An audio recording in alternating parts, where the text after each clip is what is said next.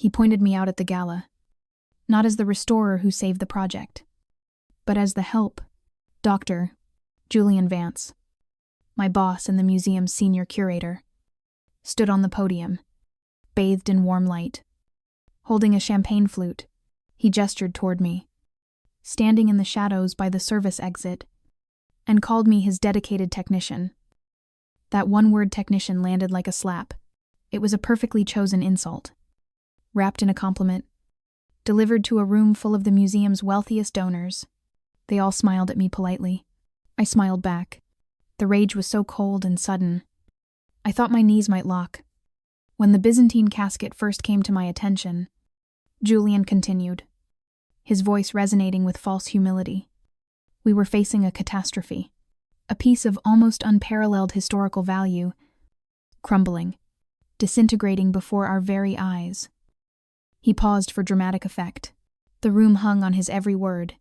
He was brilliant at this, at weaving a narrative where he was always the hero, the savior of art, the calm hand in the crisis. It required a, shall we say, unorthodox approach, a new methodology that I had been developing in theory for just such an emergency. This was the first I was hearing of his methodology. I was the one who spent 3 sleepless nights testing adhesives on pig parchment to find a formula that wouldn't cause secondary pigment bleed. I was the one who researched 17th century Russian gilding techniques to understand why the enamel was flaking. I had lived in the restoration lab for 94 days. I ate meals over the chemical hood. I slept on a cot I dragged in from storage, setting an alarm for every 2 hours, just to check the humidity levels in the temporary stabilization tent I had built.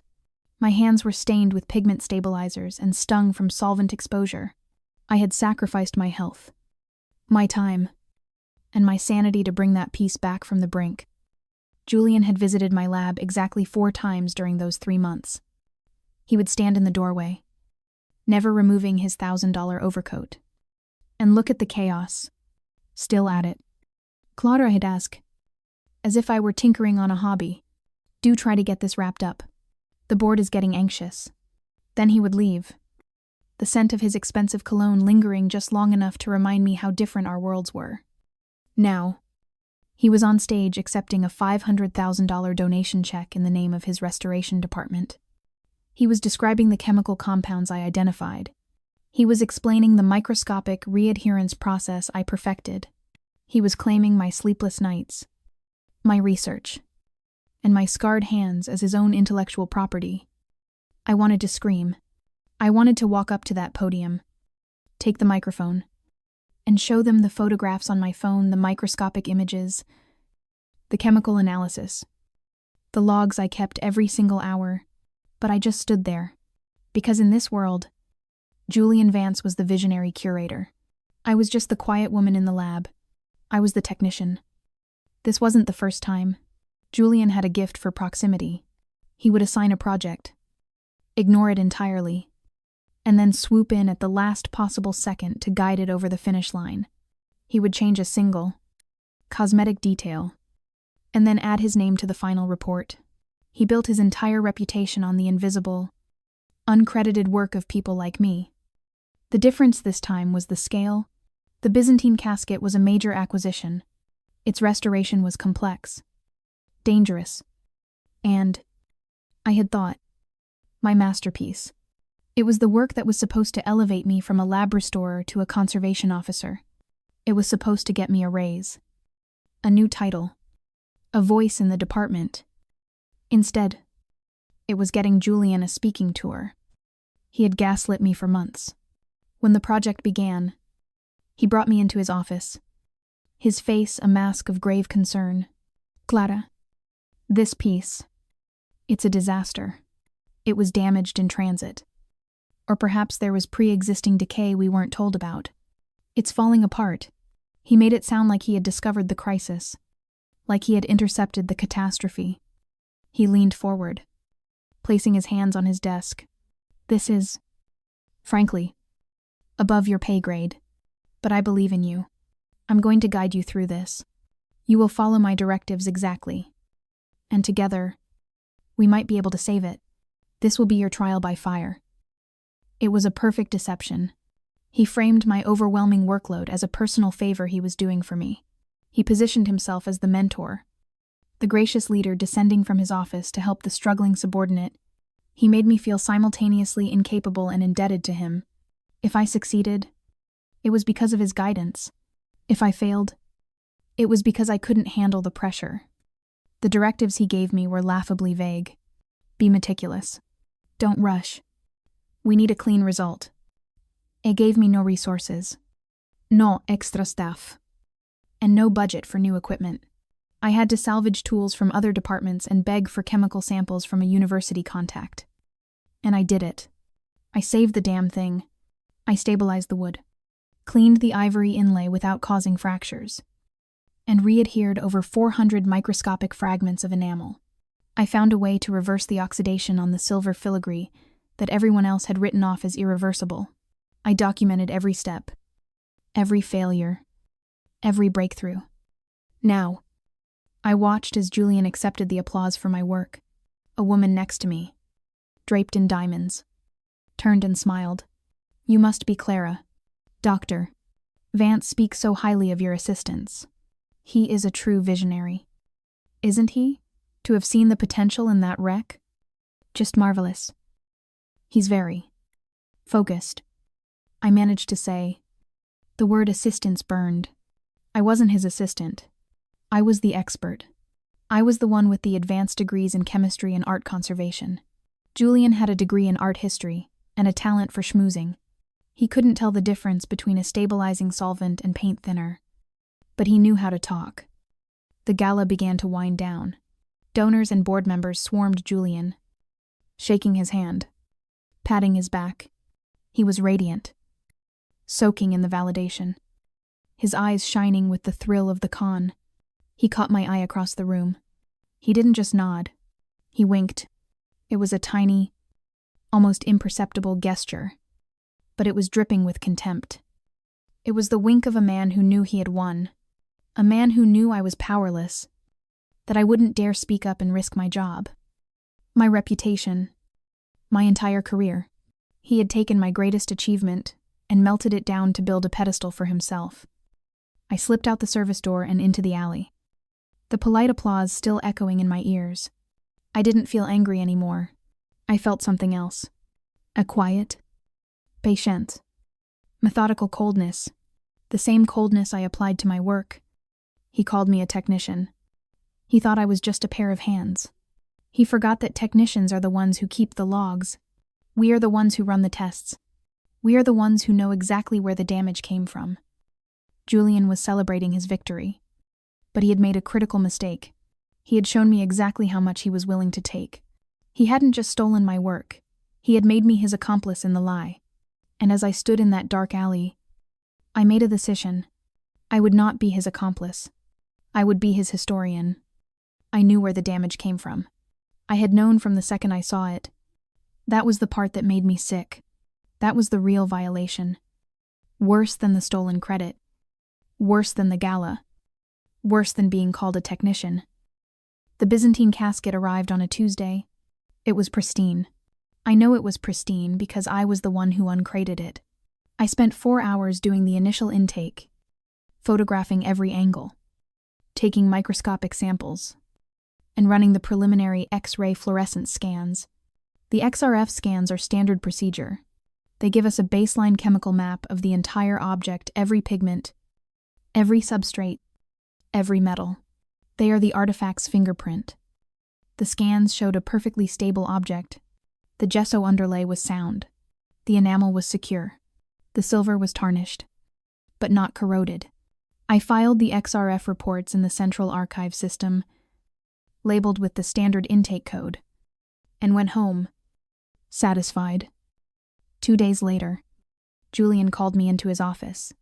His face was pale. He looked, for the first time, genuinely panicked. Clara, thank God you're here. There's been a disaster. He walked me down to the lab. The casket was sitting on my table. But something was wrong. A large, milky white stain, the size of a man's hand, had bubbled across the main enamel panel. The pigment was clouded.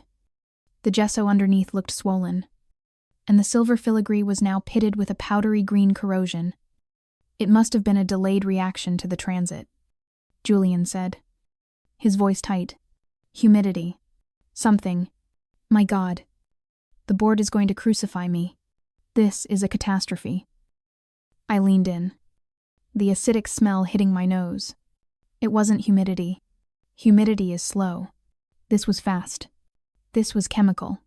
It was a solvent burn. It was a salt-based accelerant. It was vandalism. We need to move quickly, Julian said. Suddenly all business. He was the commander in a crisis. Clara, I need you to start a standard acetone bath. We need to neutralize whatever this is. Right now. I looked at him. An acetone bath would have been the final execution. Acetone would dissolve what was left of the gesso and detach every piece of enamel permanently. It was the single worst thing we could do. No, I said. My voice was quiet. That will destroy the underlay. It needs to be stabilized dry. First. Then the contaminant has to be removed mechanically. Particle by particle. Under a microscope. Julian stared at me, his mask of panic shifting to annoyance. Clara, this is not a time for academic debate. We have a crisis. And I am giving you a directive. Are you incapable of following it? I won't destroy the piece. Julian, I said, give me 24 hours. He waved his hand dismissively. Fine, 24 hours. But when your little experiment fails, we do it my way. I am taking full responsibility for this situation. I lived in that lab for the next 3 days. I didn't sleep. I used a microaspirator to slowly, painstakingly, lift the corrosive green powder off the silver.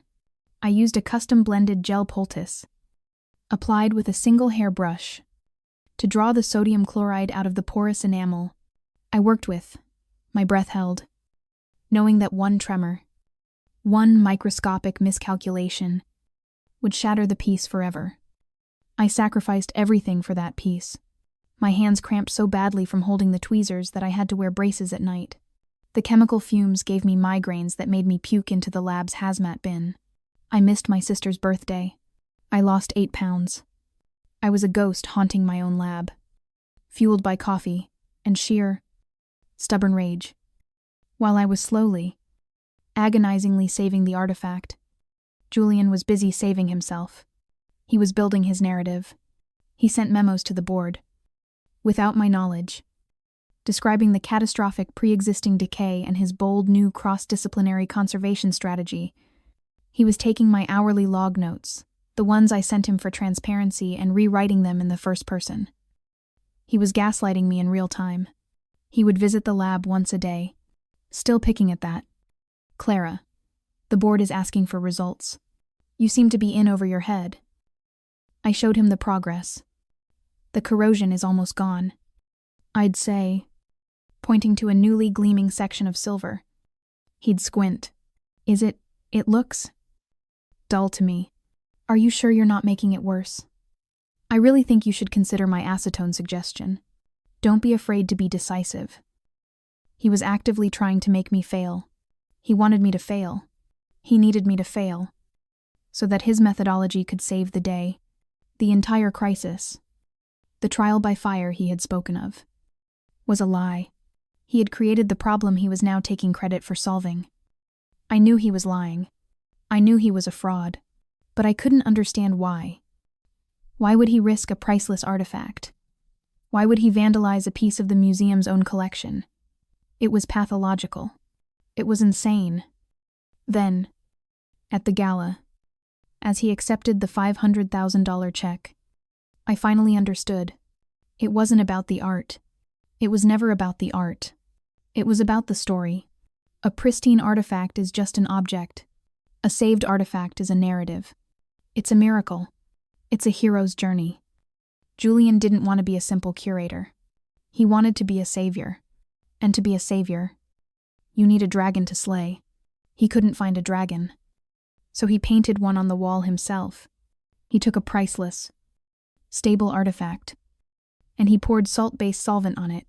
He created a monster, knowing that his quiet, meticulous technician, that was the only one in the world who could kill it. He had fed my life's work to his ego. He had used my skills as the cleanup crew for his own deliberate act of vandalism. He didn't just steal my credit. He made me, without my consent, the co-conspirator in his fraud. I was the one who had erased the evidence of his crime by fixing it. I stood there in the alley, the cold air hitting my face. The rage was gone, replaced by a clarity so sharp it hurt. He had called me a technician. He was right. I was a technician, and technicians keep meticulous records. The XRF scans, the baseline scans I took before he damaged the casket, they were still in the system. They were the objective. Chemical proof of what the casket looked like before Julian got his hands on it.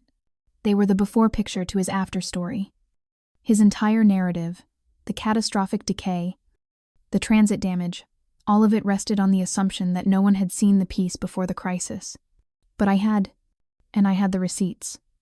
He had built his new career, his book deal, his speaking tour, on a foundation of lies, and I was the only one who knew the truth. I pulled out my phone. I didn't go to the archive system. I knew Julian would be watching that. He was arrogant. But he wasn't stupid. He would be covering his tracks. But he wouldn't think to check the off-site server backups. He wouldn't think to look for the preliminary files I had emailed to myself as a personal backup, a habit I'd had for years. He thought I was just a pair of hands. He forgot about the brain. The next morning, the museum was buzzing. Julian's triumph at the gala was all anyone could talk about. My inbox pinged. It was a staff-wide email from the museum director. "It is with immense pride," the email began, "that we announce Dr. Julian Vance's upcoming lecture series, Saving the Byzantine.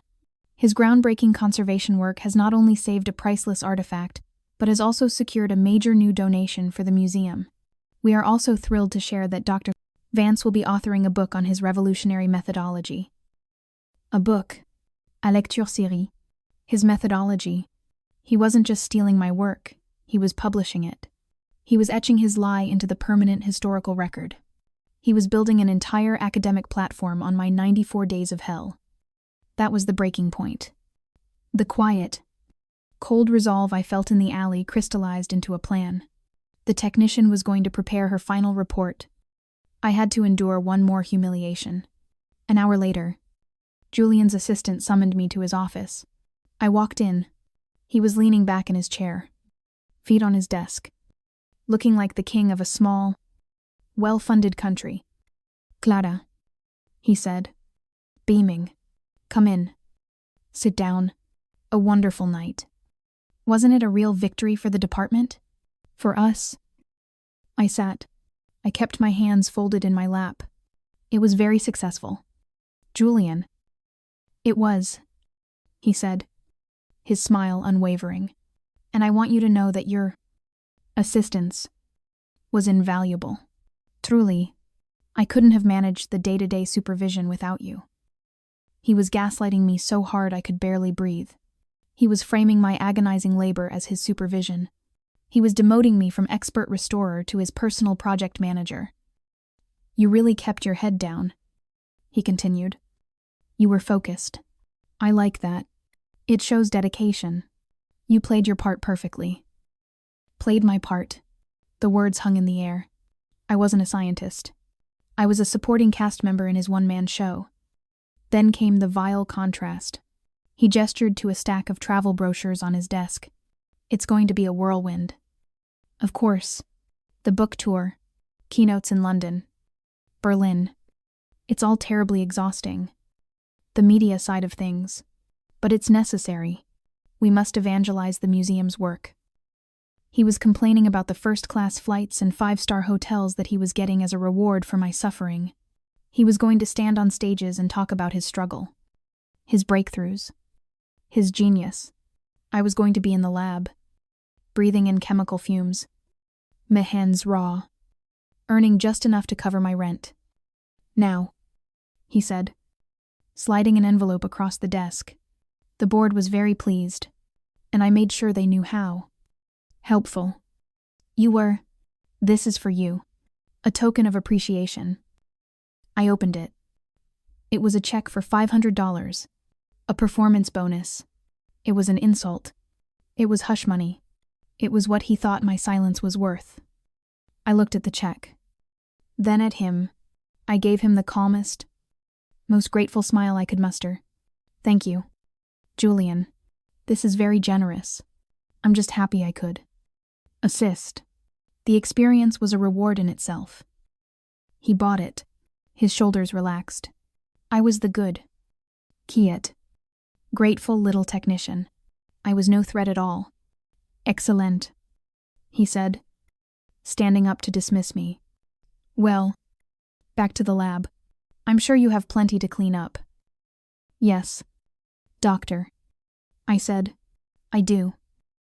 I walked out of his office, deposited the check with the internal finance department, and went straight to the lab. I locked the door. I pulled down the blinds. The hunt was on. My first priority was the before picture, the original XRF scans. I didn't dare access the museum's main archive. Julian was arrogant. But he wasn't a fool. He would have his IT cronies monitoring the file.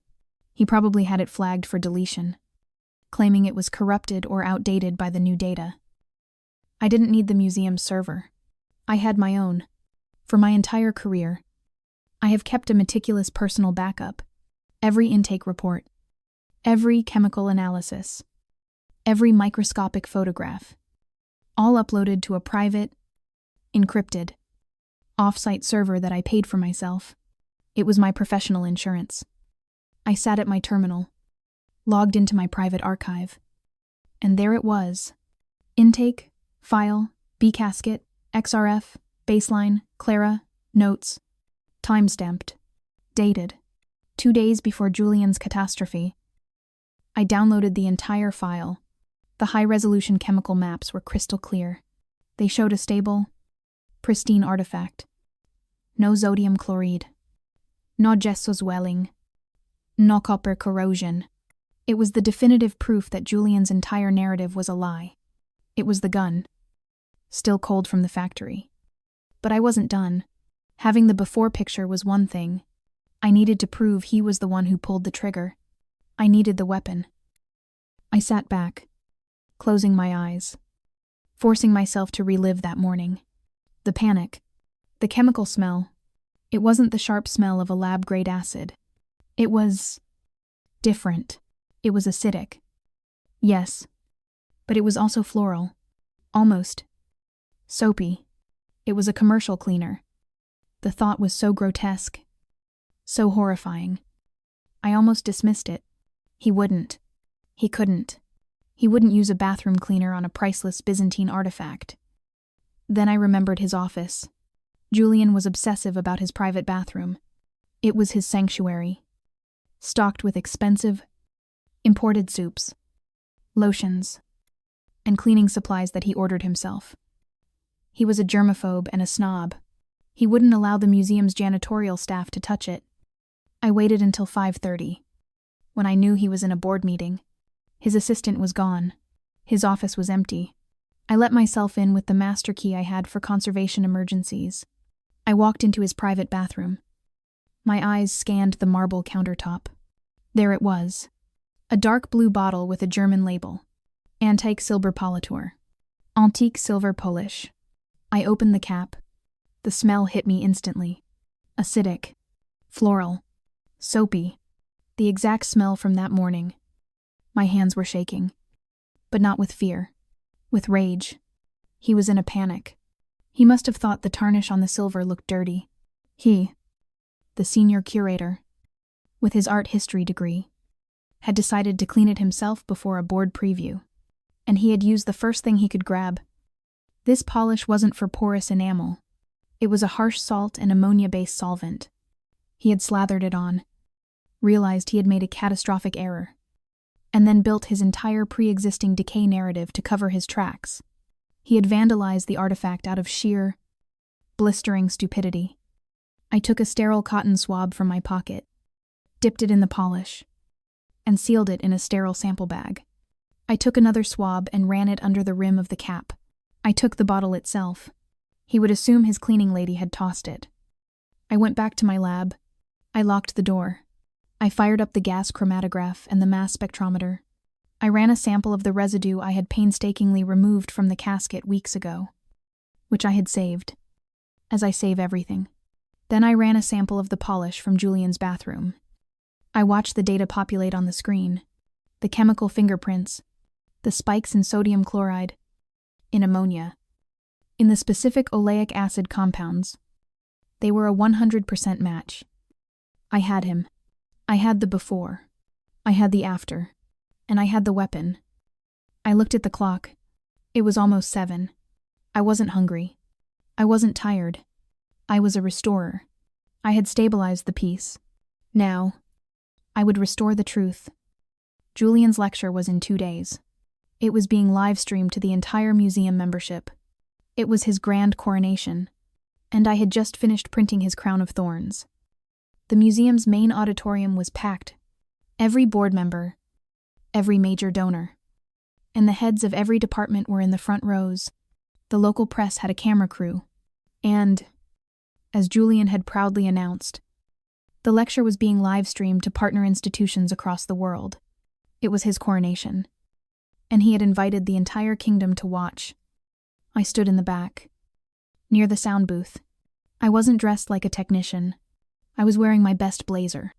In my bag, I had my personal tablet, a simple HDMI adapter, and the 2 printed chemical reports, just in case.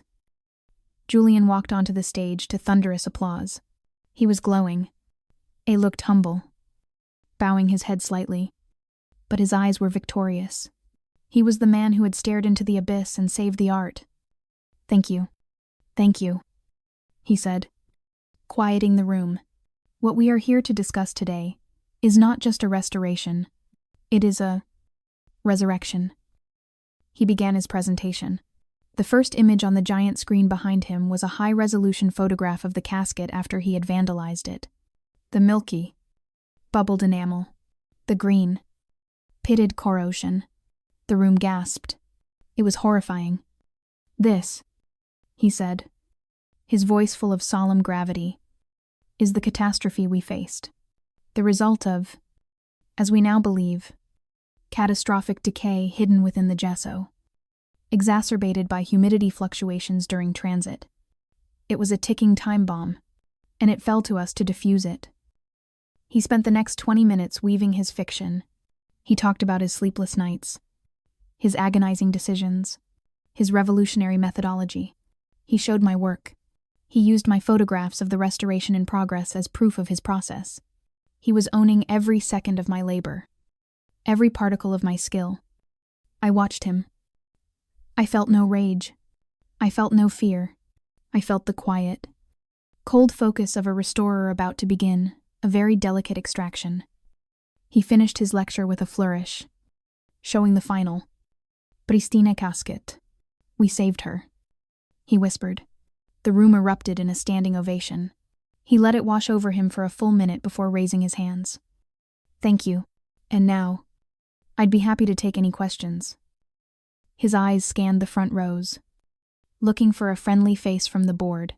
Before he could pick one, I raised my hand. My voice was clear and steady, amplified by the room's microphone. "Dr. Vance, Clara here?" He was visibly annoyed. He had to squint to see me in the back. Yes. Clara, our dedicated technician. Thank you for your hard work. Do you have a question?" "Yes," I said. I started walking slowly down the center aisle. "Your presentation was fascinating. I was particularly interested in your theory about the pre-existing decay. Could you elaborate on the specific chemical nature of the contamination you found?" Julian smiled. A patronizing, academic smile. "Clara, that's a very technical point. As I mentioned, it was a highly complex sodium chloride contamination, likely from the sea transit centuries ago. Trapped in the substrate, it's advanced inorganic chemistry. Really, a bit beyond the scope of this discussion. He tried to turn away. Next question. I don't think it is, I said. I kept walking, my footsteps echoing in the suddenly quiet room, because the baseline X-ray fluorescence scans I took on day 1, when the casket arrived, show 0 sodium chloride. No gesso swelling. No corrosion. They show a perfectly stable artifact. A murmur went through the room. Julian's smile faltered. I don't know what data you're referring to. The baseline scans were clearly corrupted. They didn't show the underlying threat. They weren't corrupted. Julian, I said, reaching the front. I took the HDMI adapter from my bag and plugged it into my tablet. This is the sound booth feed. Correct. Could you put tablet B on the main screen? Julian's face went white. Clara, this is highly inappropriate. This is not the time or the P. The screen behind him flickered, and his beautiful after picture was replaced by my baseline XRF scan. It was a map of cold, hard data. I pointed my tablet's laser. Here is the enamel. Stable. Here is the silver. Stable. No sodium chloride. No ammonia. This scan was timestamped 48 hours before your catastrophe was discovered. The director, in the front row, stood up. Dr. Vance. What is the meaning of this? Is this data accurate? Julian was sputtering. This is fabricated. She's a disgruntled employee. She doesn't understand data interpretation. She's just a technician. I am a technician, I said, my voice ringing through the auditorium, which means I know how to run a test, and I know how to save a sample. I advanced to the next slide. The entire room went silent. On the screen, 2 graphs appeared, side by side, 2 identical chemical fingerprints. You're right, Julian. It was a sodium chloride contamination, but it wasn't from the 17th century.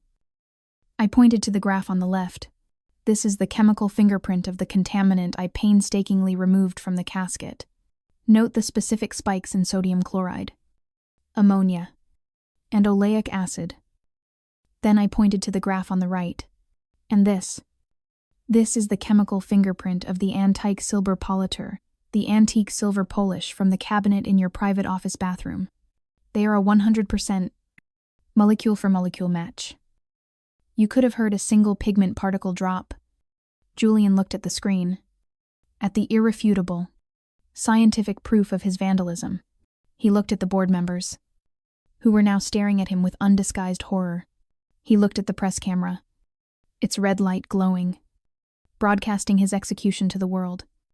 He didn't just steal my work. He didn't just lie. He, the senior curator of the museum, had personally, physically, and stupidly vandalized a priceless artifact with bathroom cleaner to manufacture a crisis for his own ego. He vandalized it, a donor whispered. Horrified, Julian grabbed the podium. His face was a mask of sweat and panic. This is a lie. A conspiracy. It's just chemistry. Julian, I said, turning to face him. You called me a technician. You were right. I am. I run the tests. I keep the logs, and I don't throw away my data. You built your entire career on a lie, and you used my work to cover up your crime. The director signaled security, Julian's allies. The board members who had shaken his hand turned their backs on him. They were looking at me, not with pity, not with politeness, with respect. Julian Vance, the visionary, the savior, collapsed against the podium. He had been so focused on his narrative, his story, his resurrection, that he forgot the first rule of conservation. The truth is always in the substrate. He had been destroyed by his own bottle of polish. I took the $500 check out of my pocket and placed it on the stage at his feet. This is your token of appreciation. I believe it's customary to return the bonus when you've been assisting. I turned and walked back up the aisle. My footsteps, the only sound in the room. I didn't look back. I didn't need to. I had done my job. I had restored the peace, And then I had restored the truth. The lab was waiting. And I had real work to do. Subscribe for more shocking, real-life inspired stories. And like, share, and subscribe for more dramatic, twist-filled short stories. Turn on the notification bell so you never miss an update.